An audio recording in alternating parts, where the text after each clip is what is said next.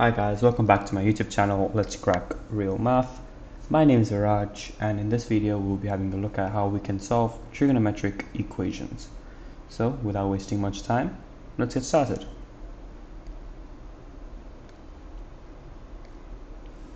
Right, so for our first example, we have cos x equals to minus 0.6. So to solve this, you would know that x equals to the cos inverse of minus 0.6, and then x, putting this in your calculator, you should get cos inverse minus 0.6, you should get 126.9 degrees.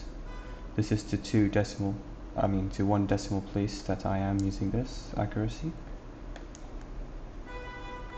One decimal place.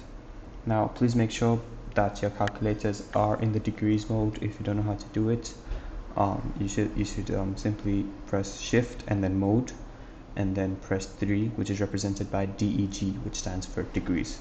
This can be done on the Casio scientific calculator. Now we have one answer as 126.9 degrees, but that is not the only answer, because as we know, a cos graph looks something like this. It's not accurate, but this is just a rough sketch and just an idea of how the cos graph looks like. Yep, this is one. It ends at 360 degrees, and there's 180 degrees somewhere here. Now, a lot of students usually use the cast method to solve these type of questions. C-A-S-T. However, I have a method that's not exactly cast, but works in a way similar to it. It is a bit old-fashioned, but once you do crack it, it is very easy to use. So, sticking to this answer we have, let's draw the cos graph again, but let's make it a bit more bigger. We know this is 360. We know that the cos graph starts from 1. So let's just put it a bit above. Let's just take it to here. Okay. Let's say it's 1's over here. We know that it should be something like this. Again, just a rough sketch. Something like this, ending at 360. Now we have an answer in 126.9, and we know that cos x was originally equated to minus 0.6. So let's find minus 0.6 on your y-axis. You know the y-axis is the vertical axis. So let's say, just a rough estimate again, let's say this is minus 1, so minus 0.6 is somewhere here. Now if you trace this with a broken line, you would see that it intercepts over here, and then if you continue it, it intercepts the cos graph over here. So you have two places of interception. Now dragging this back to your x-axis, you have a point over here. Dragging this back to the x-axis, you have a point somewhere over here. Now we know that the cos graph intercepts the x-axis on its own at 270 degrees, obviously, and at 90 degrees. Somewhere over here is 180, right in the middle. But as you can see that the points of intersections that we have got over here and over here are not exactly 90 and 270. One is a bit behind 270 and one is a bit ahead of 90. Now, one value we got was 126.9. So again, by looking at this graph, we can say that this point over here is 126.9. Now it may not look like that, because you might think that, oh, this point is very close to 90, it should be like 95 or 96, but this is a rough sketch and it is not meant to be accurate. Now since this is 126.9 degrees, we now need to see what we can do to get this point over here. We know that the difference between 126.9 and 90 is 36.9. So that means the difference between 270 and this point over here should also be 36.9. So upon subtracting 36.9 from 270, we get 233.1 degrees. And that are the two answers to this question. Please note that it is very important that you know how the graph looks like, in this case the cost graph, and you know that originally where the graphs intercept the x-axis, which in this case is 90 and 270. And of course, always after checking your algebra in the first steps, you can make sure that this answer that we got here is correct, and using that answer, like we used 126.9 over here, finding the difference between 126.9 and 90, we found out our final value, which is 233.1 degrees. And these are the two answers to that question. Moving on to the next example, we have sine x. So we have sine x equals to minus 3 over 4. So solving this, we know that x is sine inverse of minus 3 over 4. X is, putting this in your calculator, sine inverse minus 3 over 4. We are getting minus 48.6 to one decimal place, sorry. Now, we are having a minus sign here, so it's very good to note the question. Of course, in exam scenario, they would tell you the question and they'll give you a domain. What's a domain? The domain is the range in which they're expecting our answers to be. This could be something like this, in the range of 0 degrees, which is less than greater, to x, which is less than greater to 360 degrees. If they give something like this in your exam, that means the answer that we got here, minus 48.6, will not suffice because it is not in the expected domain.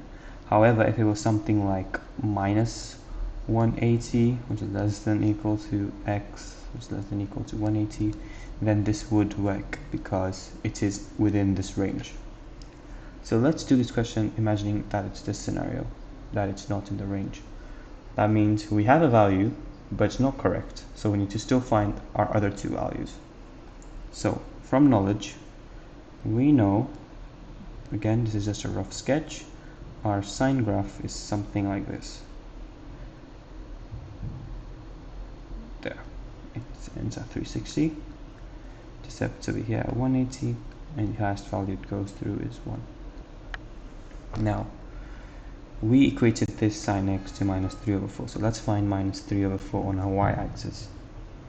Let's say, again, an estimate, let's just say this is minus 1 over here, so minus 3 over 4 is somewhere here.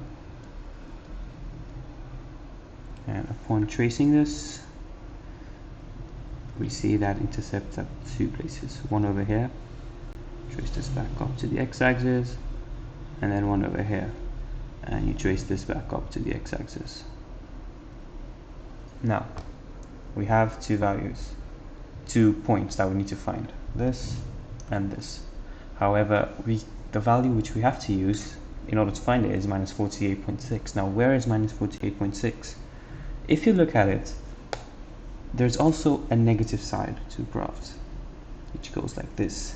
And all you have to do is just extend this graph over to the negative side. So it becomes something like this. So instead of this being 360, it becomes minus 360. And instead of this being 180, it becomes minus 180. Now we have a value in the form of minus 48.6. So dragging it back, we can see that intercepts over here. And now we can say that this is minus 48.6. So now we know where it intercepts, and all we need to find is the difference between the two so that it can help us in finding these 2 points over here. The difference between 0 essentially and minus 48.6 is 48.6. So that means one of our values must be 180 plus 48.6. And doing the necessary calculation, 180 plus 48.6, you will get 228.6 degrees. Now that we have one point, this is 228.6. We now need to find this point to go over here. And to do that, we can use the same 48.6, but this time subtract it from 360. Since we were adding it to 180, we have to subtract by 360 to get it. So this essentially becomes 360 minus 48.6. So doing that, 360 minus 48.6, you get 311.4 degrees. And that is your two answers. So as you can see in this question, although we had an original answer of minus 48.6, this may not be the correct answer. So it's important to look at the domain that you're working in and also the expected answer that you are meant to get. Now, moving on to the next question. We have tan x equals root of 5, square root of 5. Oh, sorry, square root of 5. X, square root of 5. Now, x is basically the tan inverse of root 5. Putting this in your calculator, you get 65.9 degrees. Now, so again, make sure that you know the domain you're working in. So let's say again, we suppose it's 0 less than equal to x, which is less than equal to 360 degrees. So let's say this is the correct answer because it is falling within the domain. Now we need to look at the other value. Again, from knowledge, we should know that the tan graph is something like this. Again, just a rough sketch. And this is our asymptote. Like this, yep, and this, then another asymptote, and then something like this, ending at 360. Yep. Your first asymptote is at 90 degrees. This is 180. This is 270. 270. Now, for extra knowledge, an asymptote is basically an equation of a line that the graph looks like it's going to touch. Like for example over here, you may feel like that eventually it's going to touch, but it's actually never going to touch that part of the graph. And that's why you have two. You have one over here, and one over here. So if you were to extend this graph even more further, it will never touch the asymptote. It will always stay apart from it. Now, back to the question. We have one value of 65.9 at root 5. So let's say root 5 is somewhere here. Again, just a estimation. So if we drag this, we see that intercepts over here. So you have one point over here and it intersects over here. That's one more point over here. Now note that it depended on the domain. If the domain, suppose, was not at 360, if it was, let's say 720, then this graph would have been extended until 720. So you would have something like this, and then another asymptote before it continuing like this, and then you could see then you had more than 2 points of intersection. You would have had a point of intersection over here, you would have a point of intersection at maybe another place somewhere here, but in this case we are only working with 360. So let's continue with that.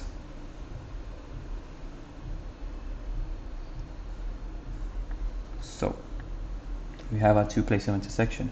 Now in the first place, when it trails down, we can see that this point over here is 65.9 degrees, because that's what we found. Now 65.9 degrees is just a small margin away from 90. So let's see what's the difference between the first asymptote, which is at 90 degrees, and 65.9. So 90 minus 65.9.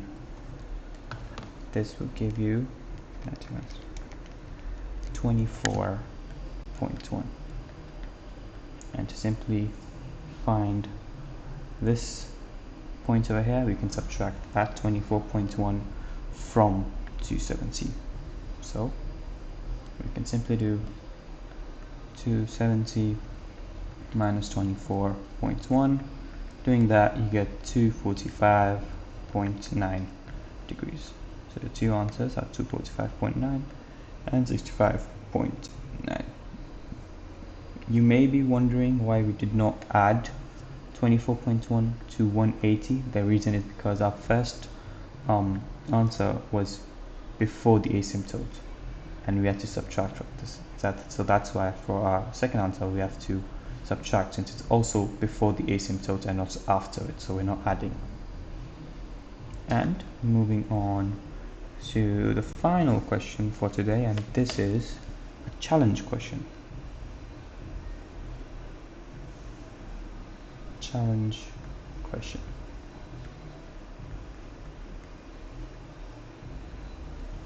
So the question is 2 sine square x minus 3 sine x plus 1 equals 0. Now if you want, you can pause the video and have a go at this question. I'm going to solve it, and then you can check if your answer is correct or wrong. So to go about this, you can see that we have sine x and sine square x and plus 1 and equal to 0. Automatically, when I look at it, I can compare this to a quadratic equation in the form of ax squared plus bx plus c equals 0. Now we know that sine square x is the same thing as just saying sine x all squared. So why don't we let sine x be represented with a variable? Let's say let sine x equal p. Again, you could use any letter, A, B, C. I'm using P because that's the first thing that came to my mind. So this would become 2p squared minus 3p plus 1 equals 0. So we basically just substituted the p that we represented sine x with into the equation at this point and at this point. Now, as you can see, it's a quadratic equation, and all you have to do is solve it.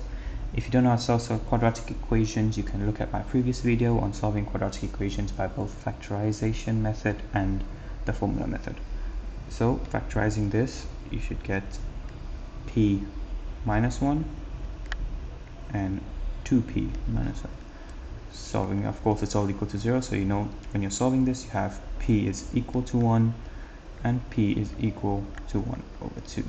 Now these are not your final answers, these are just points that you will use, because remember, you represented sine x with p.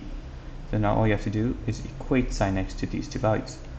So to start with, it will be sine x equals to 1, x is equal to sine inverse of 1, sine inverse of 1, yep, and x is equal to sine inverse of 1, that's 90. Now doing it with the other one, we have sine x equals to 1 over 2, you know, x, sine inverse of 1 over 2, x is equal to sine inverse of 1 over 2. I think that's 30, but let's have a check. Yep, that is 30 degrees. So now that you have two values, let's just have a quick look on our graph of sine, if those are the two correct values. We know that a sine graph looks like this. Goes up, comes down, before it goes up again, ends over here at 360, intercepts over here at 180. Again, this is all an estimation. Now we have two values at 1 over 2 and 1. Now the trick over here is we know that in a sine graph, automatically, without any translation, which is in further mathematics, and I will be looking at that in a later video, that the highest point, or the amplitude, if you do know physics, of that graph is 1. I mean, the highest point it can reach is 1. Same with the lowest point it can reach, it is also 1. It's just that we write it as minus 1 because it's below the x-axis. So that means no matter what, for when sine x is equal to 1, there will always only be one value, and in this case it intercepts only here at the top of the curve, and bringing that down, that is why we should get around 90 degrees, and we do have that. However, for 1 over 2, we can find that over here. Let's say this is 1 over 2. So dragging this, we can see that intercepts right over here first, so we drag that down and take it further even more, and it intercepts somewhere here, which is before 180. So we know we need to find two values up here. Now we know that one of them is 30, so automatically this becomes 30, because this one can't be 30 because it is already beyond 90 and 30 is not greater than 90. And if this is 30, we know that this point over here is just 180 minus 30. So 180 minus 30, and that should give you 150 degrees. So your final answer are three values in this case, that is 150, 30 and 90. Three values because essentially we had two different equations and we had to equate it to both 1/2 and 1 as seen over here. So thank you for watching, guys. Hope you guys enjoyed the video. Please do not forget to perform an LSS. That's like, share and subscribe. Please comment below for any feedback or any questions you may have. And thank you for watching, guys. Have a nice one.